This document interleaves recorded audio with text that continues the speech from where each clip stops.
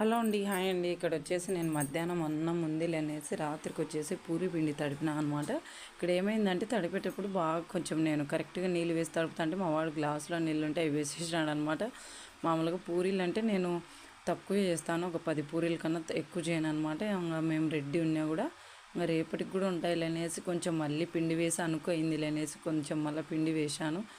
ఆడికి అనుకోయింది అనమాట. కొంచెం పిండి వేసుకుంటూ రుద్ది అయితే కాలుస్తున్నాను అనమాట. చిన్నోడైతే కింది వినాడండి. నాకు చిన్నోడు నా ఎదురుగా ఉన్నా అంటే వాడు ప్రతి పనికి అడ్డం వస్తా అంటే వీడికి వచ్చేసేపు పక్కకు ఎవరన్నా ఎత్తపోతే రెండుసేపు పని చక్కచక్క చేసుకోవచ్చు అనిపిస్తుంది. కానీ మళ్ళీ వాడు పక్కకు వినాడంటే అమ్మ ఆడున్నాడు ఏమో కింద పడతాడేమో వాని నా ధ్యాస అంతా వాని చుట్టూనే ఉంటుంది అనమాట. అలా అనిపిస్తూ ఉంటుంది నాకెందుకో.